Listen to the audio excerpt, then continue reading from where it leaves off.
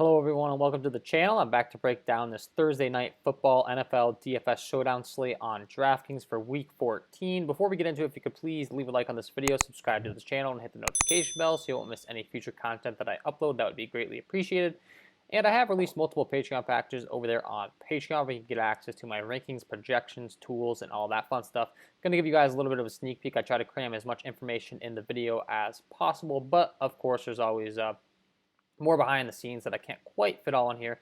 You get access to rankings, all that fun stuff that I'm able to, dig deeper into, and all my research combined into one, and then the tools. So if interested, link below in the description. And with that being said, let's go ahead and start breaking down this Thursday Night Football Showdown slate. So this game is one that's going to be very interesting because we have two very, very good defenses, and it's going to make it pretty sticky as to where we're going. But as always, if you dig deep enough, there is an edge to be had. And that's what we're going to do here. So a 44.5 over under in this one right now. 5.5 point favorites are the Los Angeles Rams. And a 25 implied total for them, 19.5 for the New England Patriots. And then when breaking down, how each of these teams fare as far as, positionally, it's going to become very apparent very quickly that there's not really anything that's going to stand out just from a quick look. The Patriots are the 28th best team to target against QBs. The Rams are the 31st best team to target, so not really weak against QBs. Both teams very, very strong.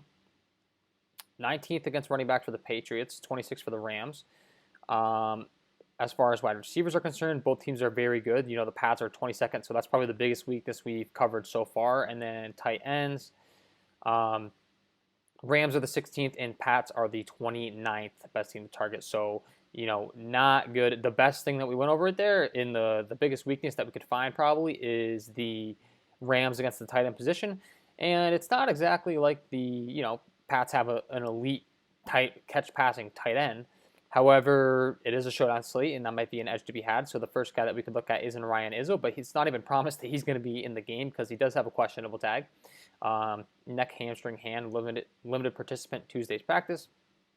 And he was eliminated in both practices, so he might need an upgrade on Wednesday, they're saying.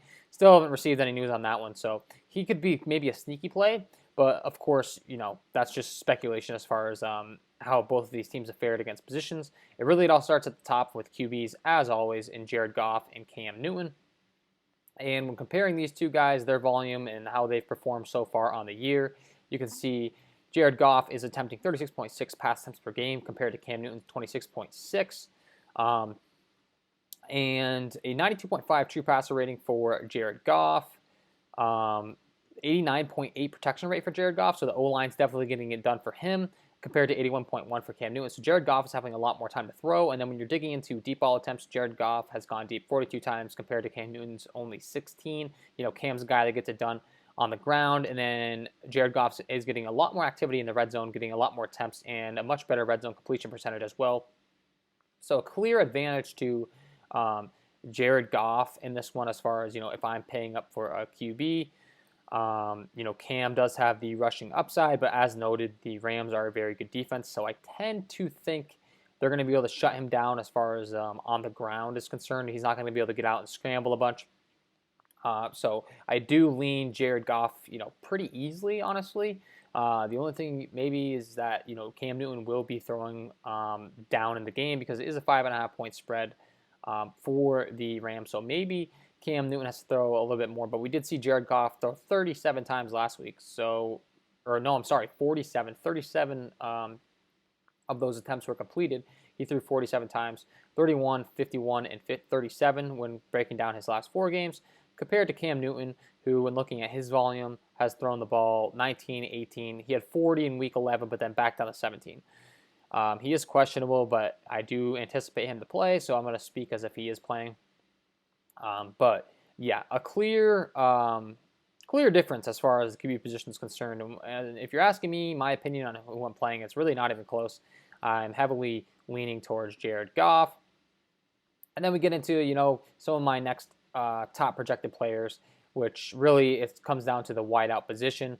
All the Rams receivers I have ranked very high in my projection model, so I do like stacking up this Rams team for sure, and then running it back with a weapon on the Pat side.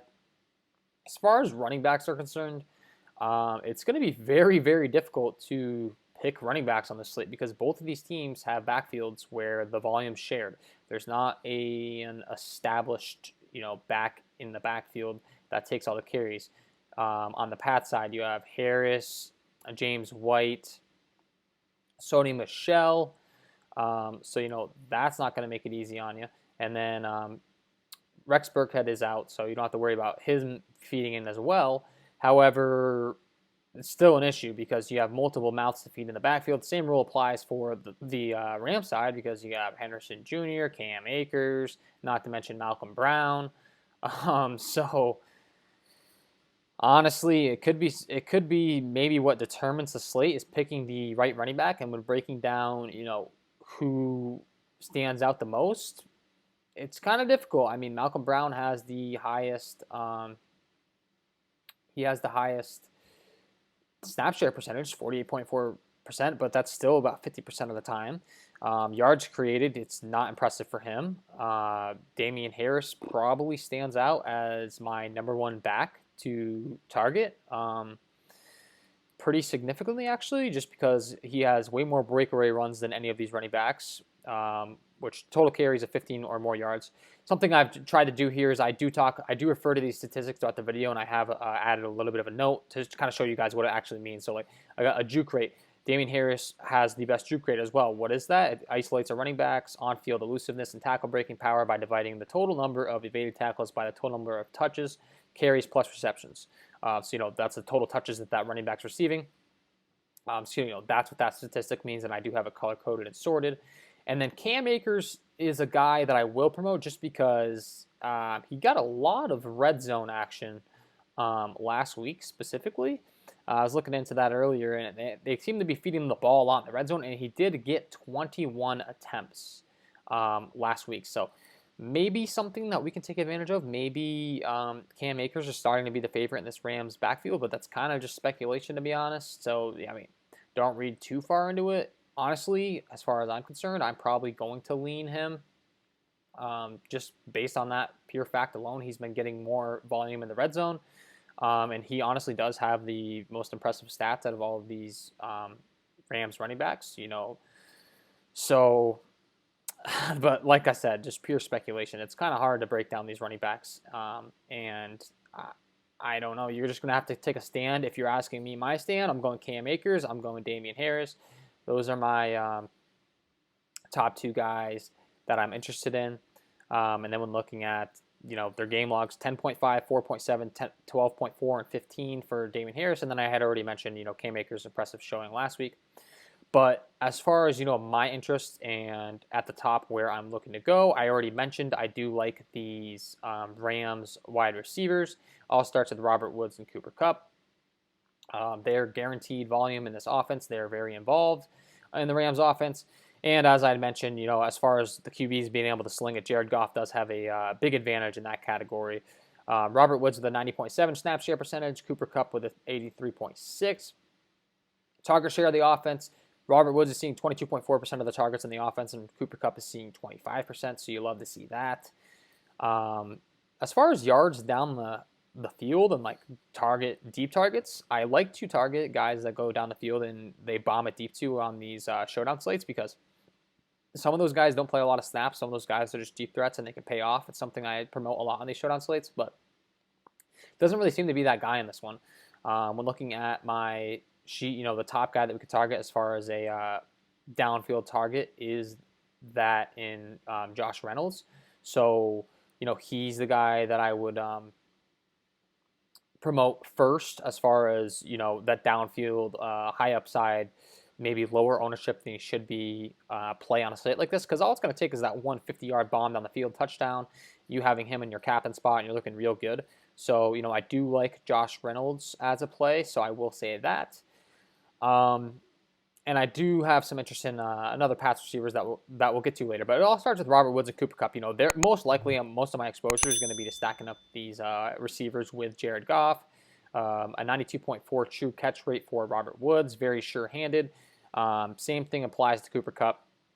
And both of these guys have a lot of red zone targets in comparison to the guys on the Pat side. However, I will say that Harry on the Pats does have 9 red zone targets, and he is pretty good in the contested catch category as well. So when he's getting targeted in those tight areas, he does seem to come down with the ball a lot. The problem is, if we're being honest, it's not like Cam Newton is the most elite thrower, but N'Keal Harry only comes in with an 1,800 salary in this one. And that's if you're playing him in the flex. If you're playing him in the captain, that's going to get a bump up, of course, but I'm not going to recommend playing him in the captain. I'm not willing to go that far. I guess anything's possible on a slate or a game where it's expected to be so sluggish and a lot of defense involved, but not really looking to go there. I will say in my projection model right now, a guy that grades out as a very sneaky play and possibly even a captain play. I mean, it's a stretch, but if I'm going cheap and I want a cheap captain, as far as an offensive player, I do think that Damiere Byrd is a pretty good play at only 1,200 in the captain spot. If you're going to play him in the flex, which is most likely what I'm going to be doing, that's my bigger promotion. I do think he's a great value at only $800 in your flex spot. Looking at his game logs, last week he only saw 3 targets, but the 3 weeks before that he saw 8, 7, and 9 targets, and only an 800 salary in your flex spot. I do think Damiere Byrd is a very good play on this showdown slate. If you're looking for some value, he's my top value guy on the slate. And it's not really close, to be honest. He's really sticking out as a good value, a sneaky value. If you're asking me for a sneaky value, we do get into the tight end position. I had already mentioned Ryan Izzo. If I'm looking to get really, really sneaky, a guy like Dalton Keene on the New England Patriots is a guy that I will say is a possible play in this one. He was active last week. He only saw 1 target for an 8-yard reception, but I do think that he could be a sneaky play. He came back from the IR after he was on the IR from November 10th to December 5th. So a long time out, kind of got his feet wet last week, and he's a name that I'm sure a lot of people don't know, and I do think that he could be a sneaky play on this showdown slate. So if I'm getting real sneaky, he'd be my promotion, and a guy I think I could get a little risky playing on this slate. So yeah, Damiere Byrd's definitely my top option. And then as far as game script's concerned, I mean, I already explained it at the very beginning. Both of these defenses are good, very, very good. The Rams offense definitely tops the Pats offense and is displayed in their implied total. The Rams are implied to score 25. The Pats are implied to score 19.5. So as far as game theory and strategy on the showdown slates, if you want to get sneaky, you want to be kind of a different strategy, this is a valid game. I do think a lot of times, every time on these showdown slates, it's always a debate. Do I play a defense in the captain spot? Do I play kickers? I do think that this is a game where, it might actually make sense. Maybe play the Rams in your captain spot.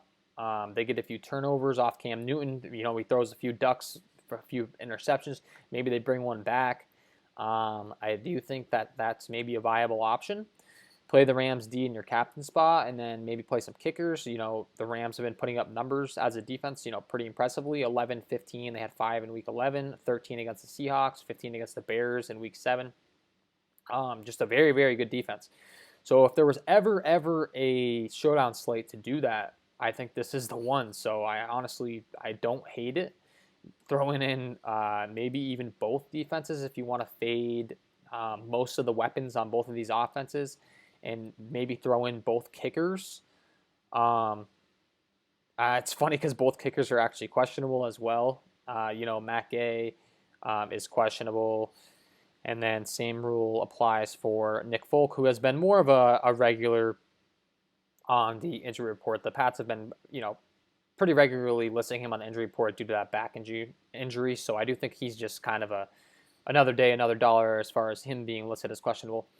But like I said, I don't hate playing something like this. This is to the extreme. You're playing both kickers, you're playing both defenses. So, and then throwing in maybe both QBs, just getting the upside of the QBs and then calling it a day. Or, my preference would be probably stacking up one of the QBs with one of their wideouts. So in this particular case, Cooper Kupp or Robert Woods definitely are viable. And then you could play my deep threat that I had mentioned in Josh Reynolds. Maybe throw him in, or maybe even a Tyler Higbee at the tight end position. Like I said, really sneaky, really kind of off the wall. But if there was ever a slate that it makes sense, I think it's this one. Both defenses are good. It's going to be probably a grinded out game. And even if you wanted to just maybe play both defenses, both kickers, and then both of the top running back options that I discussed in Damian Harris and a Cam Akers, maybe I wouldn't hate that either. Both the passing attempts are limited. All that really happens is a ground and pound game. Both of these guys get in the end zone when they finally do get down in the red zone. And that could be having you look pretty good in tournaments as well. So, yeah, that's pretty much my overall breakdown of this Thursday night NFL DFS Showdown slate on DraftKings. That's my thought as far as game theory is concerned.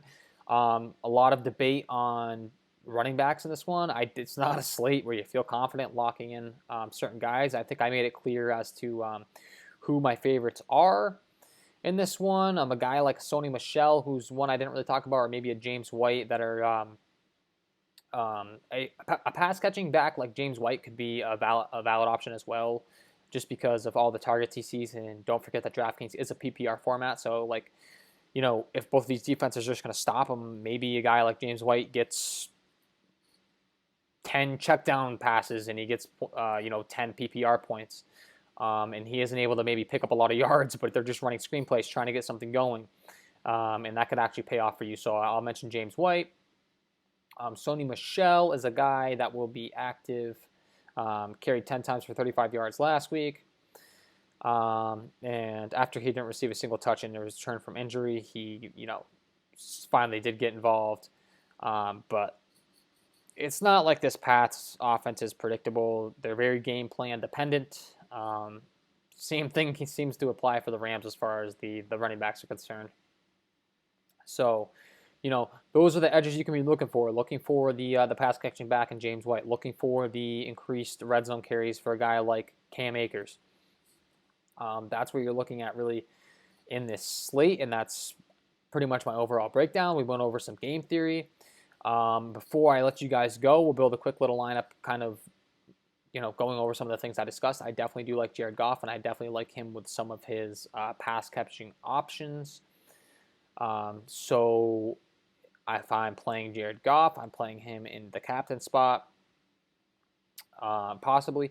Honestly, though, I do prefer to play my QB in the flex with a wide receiver in the king spot, just because, in the captain spot, whatever you want to call it, just because of that higher upside bomb play that I had discussed.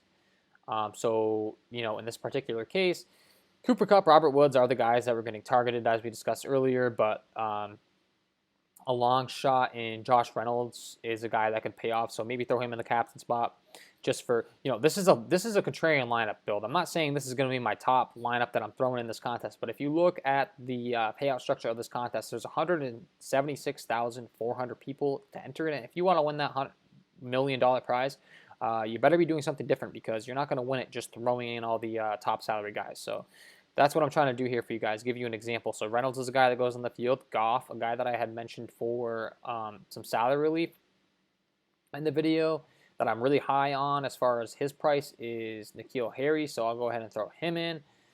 My really sneaky play I mentioned was Keene here, and Dalton Keene.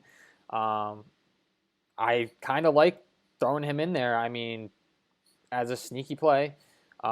Well, we might take him back out as we're analyzing this further, but just to give you guys a thought process here, and then maybe throwing in a Cooper Kupp and a Robert Woods as well. Now, this is kind of, the onslaught strategies, they call it, or where I'm just loaded up on the Rams offense right now, and I'm running it back with New England Patriots wide receivers or pass catchers, trying to get that garbage time, passing, where the Rams maybe are a little bit looser in their coverage, just protecting the deep ball. pick up some stats to a guy like Harry and Keene. It makes sense. This is a lot of exposure to the Rams side, though. Like I said, you got Goff, you got Reynolds, you got Coop, you got Woods. Maybe you don't want to go there. Maybe you want to say it's not going to be that high scoring of the game and throw in these defenses, as I mentioned, or a kicker. So, let's say my game script, as I am predicting the Rams to outperform the Pats as far as offense is concerned. So I want to throw in a Jared Goff with a Reynolds at the captain and run it back with a Harry, as I had mentioned. And then, throwing a Cam Akers in there because they're going to be running the ball a lot when they're up. And then probably, I would want to be throwing in the Pats' number 1 wide receiver in Jacoby Myers because he's the one that's going to be seeing the most volume share on the offense. So I'm running it back with the Jacoby Myers and N'Keal Harry. But I don't want to go down low to Harry. I still do have 11-4. So maybe toss in a James White, like that pass-catching running back that they're going to be throwing to a lot when they get down in the game.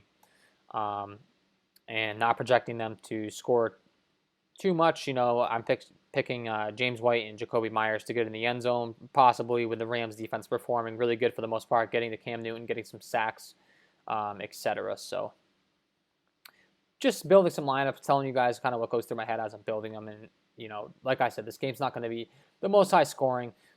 So keep that in mind, but you're going to have to get sneaky. You're going to have to play some of the guys we went over so far in this one, and I do think I gave you some good options.